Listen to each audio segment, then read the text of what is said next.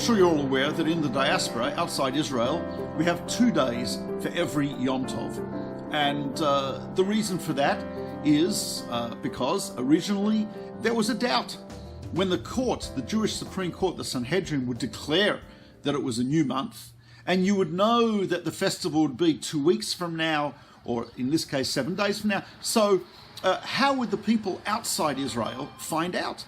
The people outside Israel, the court would send out messengers, and the messengers, as far as they could get, would be able to inform people.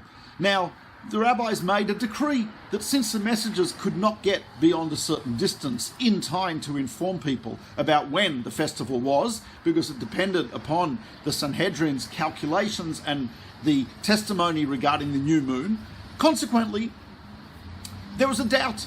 So if you were in Baghdad, if you were in Yemen, if you were in Alexandria in Egypt, you would be in doubt. And hence, you had to keep 2 days just in case the previous month was a 29-day or a 30-day month. Now, since about the 4th century CE, we have had no doubts. We have a calculation, we have a calendar done by the Sanhedrin under Hillel II, and we know exactly when the new moon will be. We know exactly when it'll be a 29 or a 30-day month. We know exactly if it will be a leap year or not. We know exactly, we have no doubt. Why do we still keep second day Yom Tov? And there are many reasons for this, but I would like to give one reason, which I think is a reason that a lot of people are not aware of. And this is suggested by the Meshech Chochmah of Meir Simcha of Dvinsk. He says it's to remind us that if you are far away from Jerusalem, you are far away from Israel, you're also far away from clarity of the Torah. The verse says, and we say this verse every time we take out the Torah, Ki mitzion teitzei Torah udvar Hashem Yerushalayim, from Zion shall come forth the Torah and the word of God from Jerusalem. Where does the word of Hashem come from? From the city of Yerushalayim. Where does the Torah come from? From the land of Israel.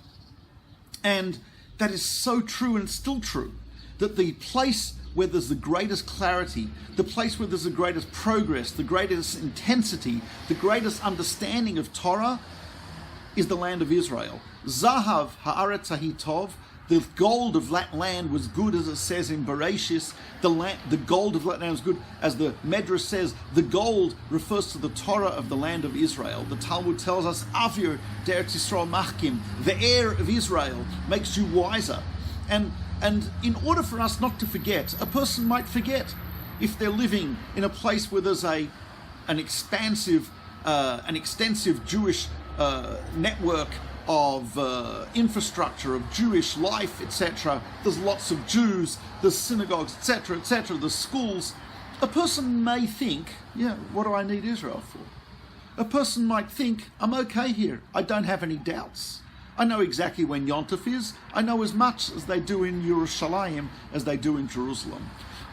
The sages wanted to remind us that Israel, that Yerushalayim, as we say in the blessings for the Haftarah, Kihi Tzion Beis Chayenu, Zion, the home of our life, our lifeblood, our Torah, our clarity, our spirituality comes from there, via there, and is there in this most essential, purest state.